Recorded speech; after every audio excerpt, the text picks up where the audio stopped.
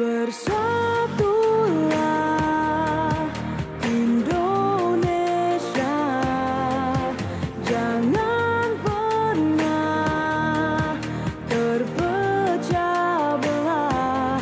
Walau kita berbeda, walau kita tak sama, Radio Republik Indonesia, kita Indonesia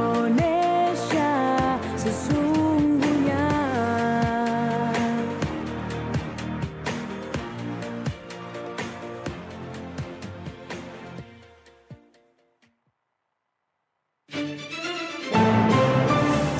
Update informasi dari seluruh kawasan Madura. Segera Anda ikuti Berita Pagi, Berita Pagi, Berita Pagi.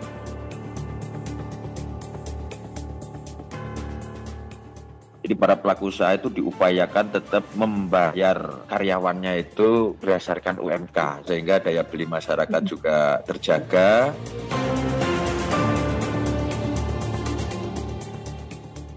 Telah berhasil mengungkap 16 kasus. Dari 16 kasus ini ada 18 tersangka, semuanya laki-laki.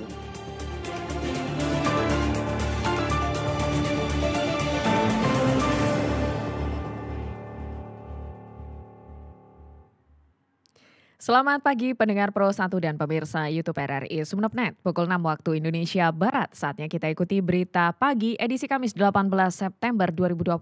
Saya Siti Aisyah akan menyampaikan Berita Pagi selengkapnya.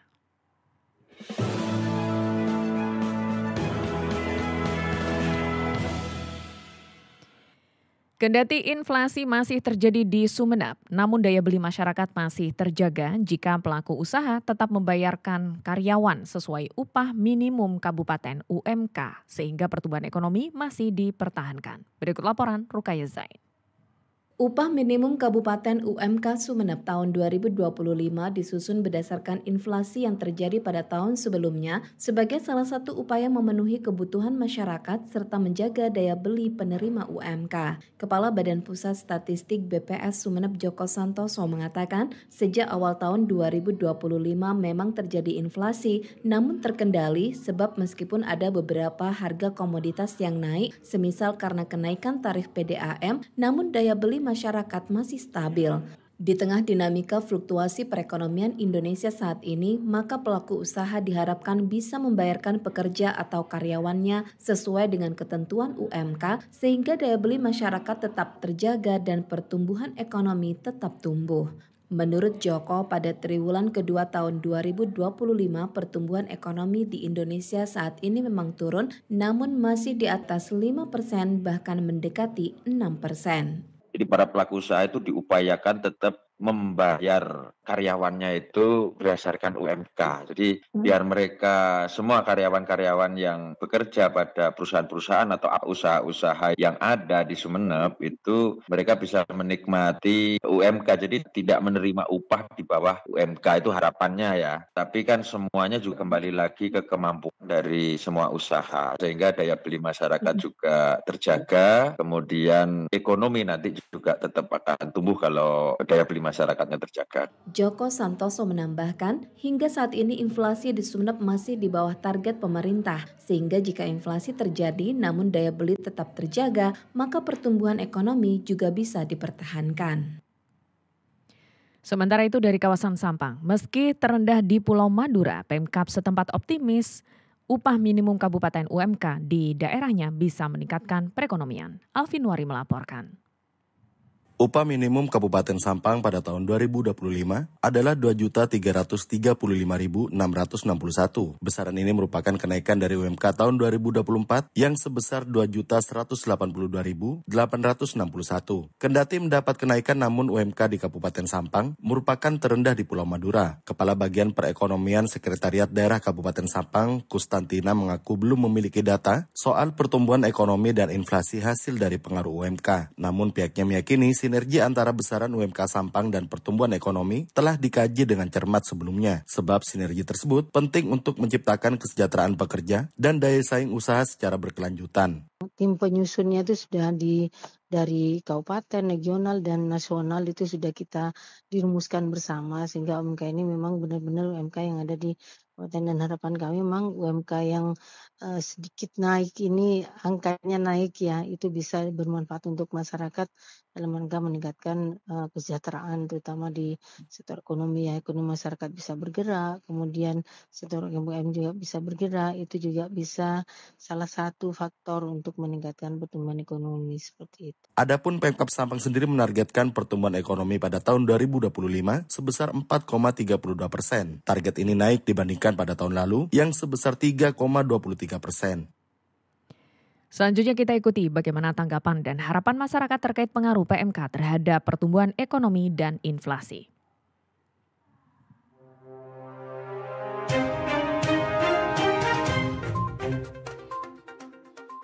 Saya Runi di Sumeneb. Pengaruh UMK terhadap ekonomi memang sangat besar pengaruhnya, terutama untuk menjaga keseimbangan antara peningkatan kesejahteraan pekerja dan keberlanjutan ekonomi daerah. Ini dirasakan ketika ada kenaikan UMK. Dampaknya sangat dirasakan dalam kehidupan sehari-hari oleh para pekerja beserta keluarganya.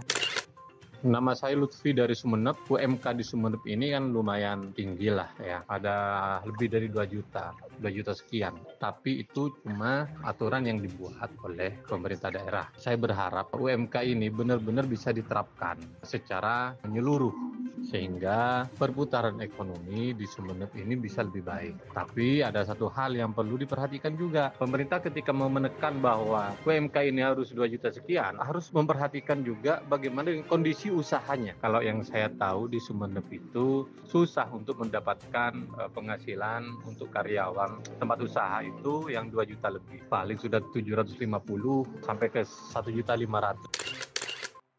Saya Arini di Sumeneb. UMK 2025 yang telah ditetapkan oleh pemerintah pusat, adanya kenaikan UMK maka pasti dirasakan dampaknya oleh para pekerja dan keluarganya, terutama berdampak pada daya beli dan kesejahteraan yang dapat mendorong konsumsi dan ekonomi.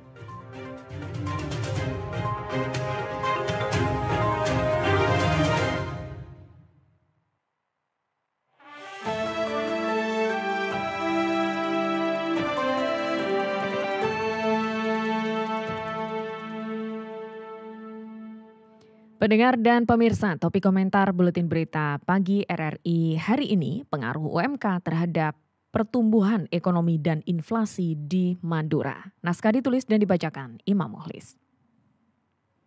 Pendengar dan pemirsa, upah minimum kabupaten kota UMK selalu menjadi isu strategis di akhir tahun ketika pemerintah menetapkan besaran upah untuk periode berikutnya. Bagi Pulau Madura yang terdiri dari Kabupaten Bangkalan, Sampang, Pamekasan, dan Sumeneb, UMK bukan sekedar angka. Ia adalah instrumen ekonomi yang mempengaruhi kesejahteraan masyarakat, pertumbuhan sektor real, hingga tingkat inflasi daerah.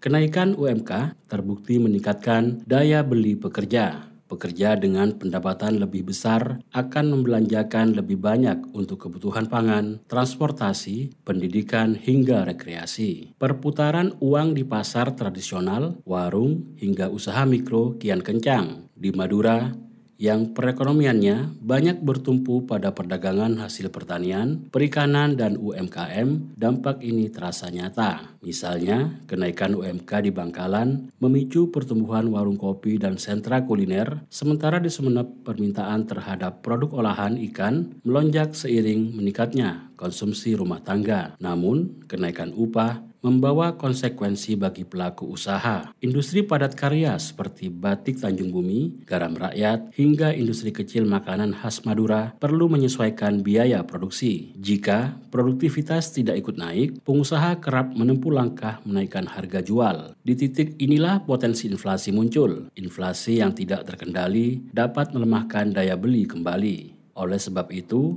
pemerintah daerah bersama Tim Pengendalian Inflasi Daerah (TPID) di 4 Kabupaten Madura terus melakukan pemantauan harga kebutuhan pokok, memperlancar distribusi pangan, dan menyiapkan operasi pasar ketika harga merangkak naik. Kebijakan UMK yang terukur berbasis data produktivitas dan inflasi penting untuk menjaga keseimbangan. Kenaikan upah yang terlalu tinggi bisa menahan investor masuk karena dianggap menambah biaya, sementara kenaikan yang terlalu rendah dapat memicu ketidakpuasan pekerja dan menekan konsumsi. Di Madura, upaya menarik investasi terus dilakukan. Kawasan industri di Serese, Sampang, dan pengembangan pelabuhan di Sumeneb menjadi daya tarik baru. Investor cenderung melihat kepastian kebijakan UMK sebagai sinyal stabilitas ekonomi. Dengan kepastian tersebut, sektor industri, pengolahan, dan pariwisata dapat berkembang, menyerap tenaga kerja, dan mendorong pertumbuhan produk domestik regional bruto atau PDRB. Kunci keberhasilan kebijakan UMK terletak pada sinergi.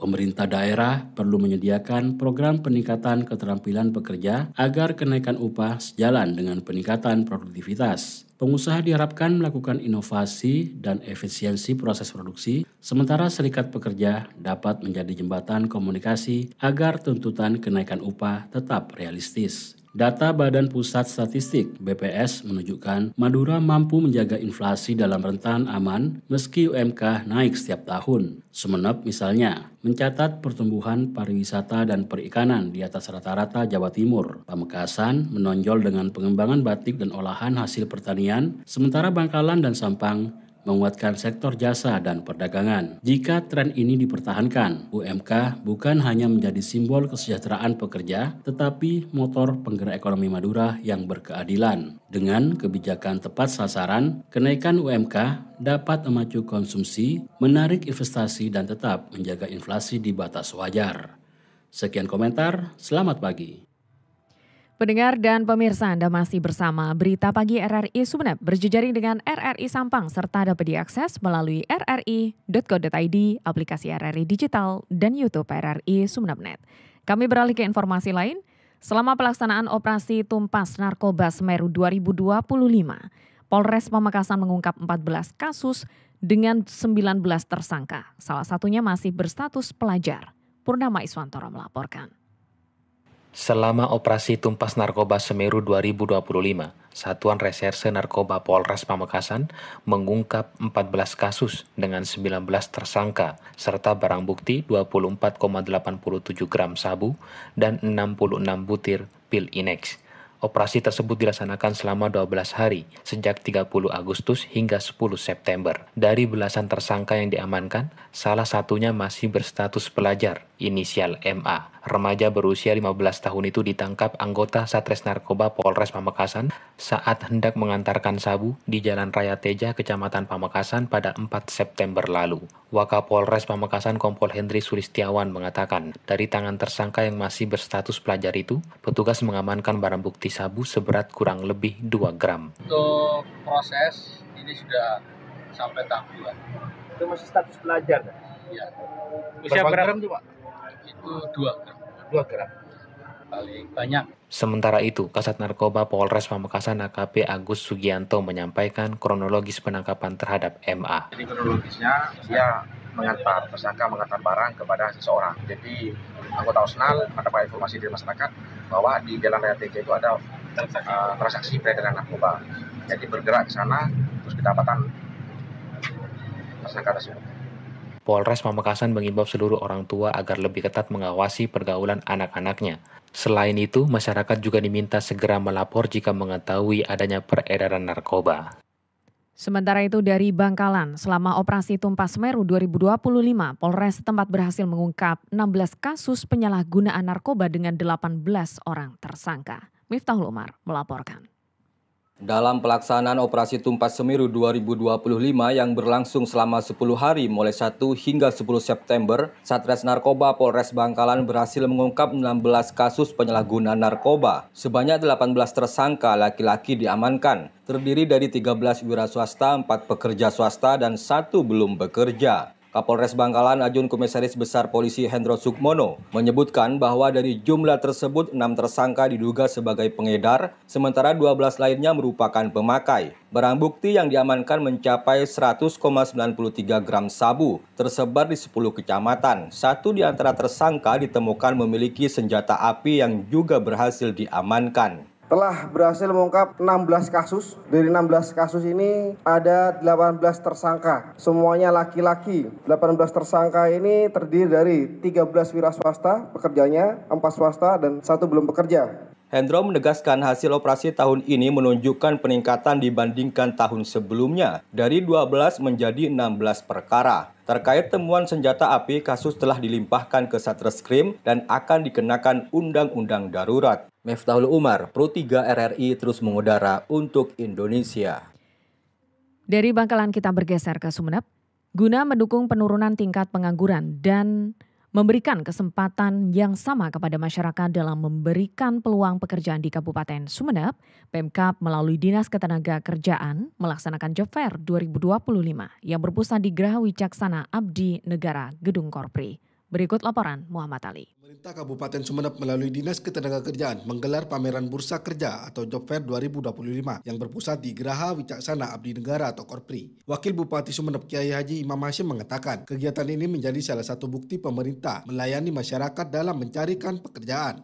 Selain itu, pameran Bursa Kerja ini dinilai sebagai langkah strategis dalam menekan angka pengangguran dengan mengundang 36 perusahaan dan menyediakan lowongan pekerjaan sebanyak 3.152. Bahkan kegiatan ini bisa berdampak secara maksimal baik dalam penurunan tingkat pengangguran terbuka atau TPT. Menurut Wabub, sesuai rilis yang dikeluarkan oleh Badan Pusat Statistik atau BPS Sumeneb, kegiatan ini berhasil menurunkan TPT dengan signifikan. Sebab pada tahun 2023, TPT menyentuh di angka 1,71%. Namun untuk tahun 2024 menyentuh di angka 1,69%.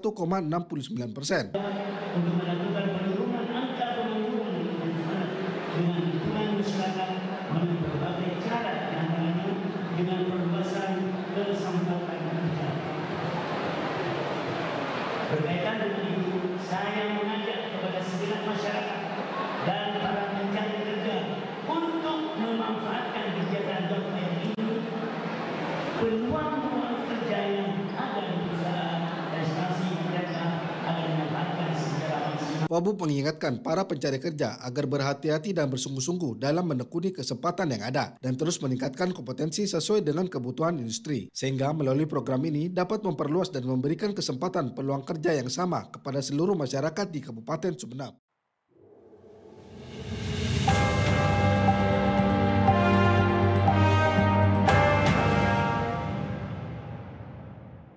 Pendengar dan pemirsa program Makan Bergizi Gratis atau MBG di Kabupaten Sampang Madura terus bergulir. Namun hingga pertengahan September program yang ditujukan bagi keluarga kurang mampu ini masih menghadapi kendala pada fasilitas pengaduan masyarakat.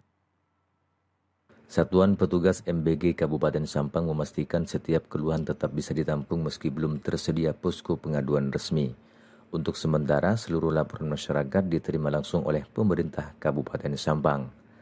Sekretaris Satgas MBG Sampang Sudarmanto menjelaskan, posko aduan sebenarnya sudah direncanakan sejak awal, tetapi pelaksanaannya belum terrealisasi karena keterbatasan anggaran.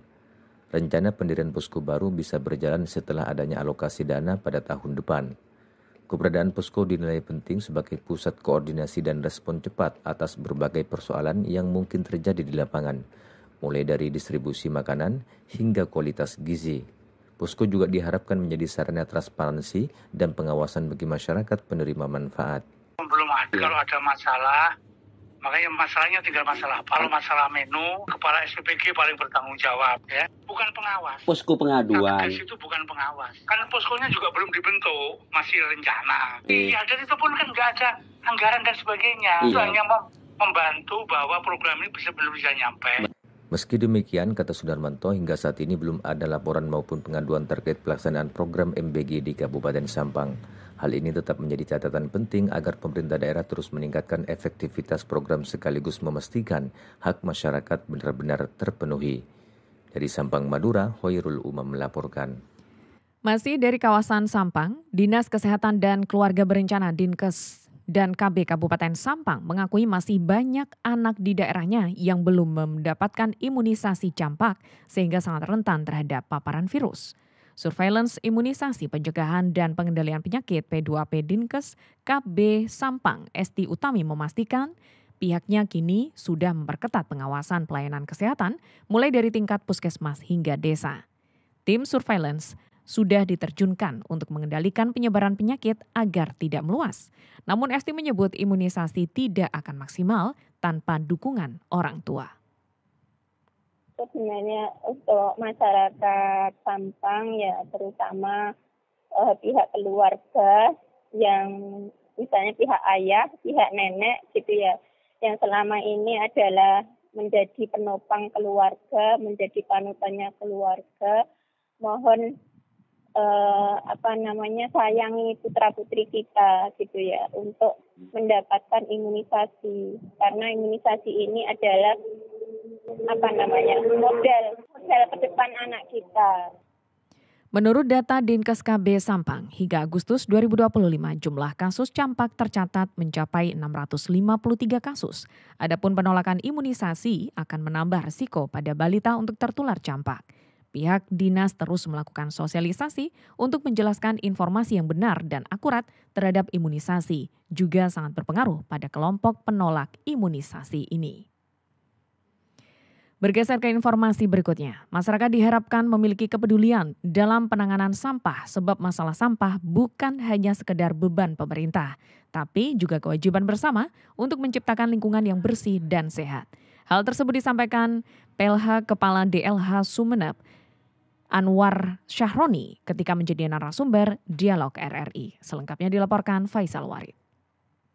Dinas Lingkungan Hidup DLH Sumeneb menilai perlunya penguatan kolaborasi pemerintah dan masyarakat termasuk swasta dalam menangani masalah sampah. Penanganan sampah tak bisa dibebankan kepada pemerintah semata, tetapi juga menjadi kewajiban masyarakat sebab kolaborasi bersama menjadi kunci keberhasilan penanganan sampah. PLH Kepala Dinas Lingkungan Hidup Sumeneb Anwar Syahroni Yusuf ketika menjadi narasumber ngulik roadshow RRI dengan topik memperkuat sinergi pemerintah dan masyarakat dalam penanganan sampah berbasis TPS 3R mengungkapkan produksi sampah dari beberapa kecamatan yang masuk ke tempat pembuangan akhir TPA perharinya mencapai 36 ton. Itu pun masih banyak sampah yang belum masuk ke TPA khususnya di kecamatan luar kota. Menurutnya Pemkab memiliki komitmen serius dalam penanganan sampah sebab urusan sampah bukan hanya skala lokal Sumeneb saja melainkan masalah global. Pemerintah Kabupaten Sumeneb, Bapak Bupati kita memberikan perhatian khusus. Bahkan tidak jarang beliau langsung memerintahkan, begitu beliau melihat sesuatu keadaan yang harus terkait dengan kebersihan persampahan, beliau langsung memerintahkan jajaran untuk tindak lanjut. Mau saya sampaikan bahwa kita memberikan perhatian penuh terhadap penanganan sampah ini. OPD yang secara langsung memfasilitasi seluruh hal yang berkaitan dengan persampahan ini, terus memperkuat, membangun kerjasama, memberdayakan. Kepala Dinas Pemberdayaan Masyarakat dan Desa DPMD Sumeneb ini mengatakan, Pemkab mendukung dari sisi kebutuhan sarana seperti armada dan tempat pembuangan sementara TPS. Masyarakat didorong untuk memiliki kesadaran bahkan sejak dini untuk peduli lingkungan dengan mengolah sampah. Sampah tidak cukup hanya dibuang pada tempatnya saja, tapi juga dipilah dan diolah supaya tidak semua sampah dibuang ke TPA.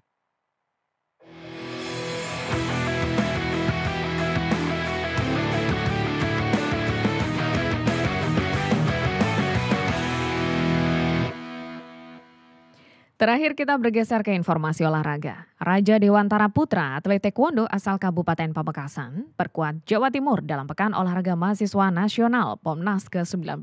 Familia melaporkan.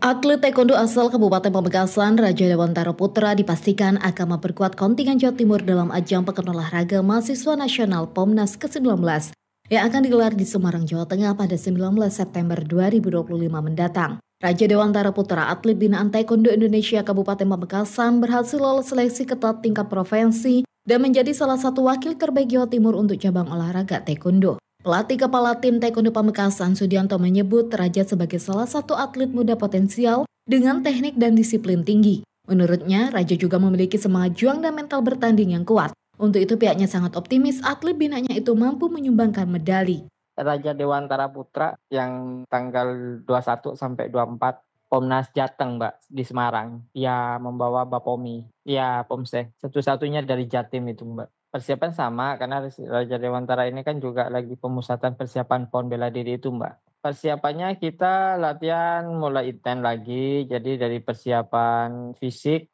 teknik, sama mental, Mbak. Pomnas ke-19 dijadwalkan berlangsung dari tanggal 19 hingga 27 September 2025 dan akan mempertemukan atlet-atlet mahasiswa terbaik dari seluruh provinsi di Indonesia. Tahun ini Jawa Tengah dipercaya sebagai tuan rumah dengan Semarang sebagai pusat penyelenggaraan. Dengan persiapan yang matang dan dukungan penuh dari berbagai pihak, Raja Dewantara Putra diharapkan mampu mengharumkan nama Jawa Timur dan Kabupaten Pamekasan di kancah olahraga nasional.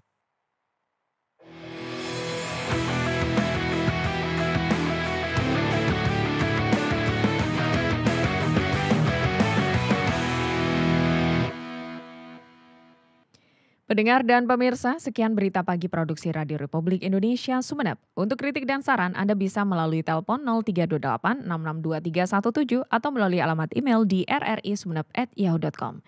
Dari lantai 1 Urip Sumoharjo 26 Sumeneb, saya Siti Aisyah, Gatekeeper Waisul Karni, tim RRI Net Ahmad Nuril Abrari bersama kerabat kerja yang bertugas menyampaikan terima kasih atas kebersamaan Anda. Selamat pagi.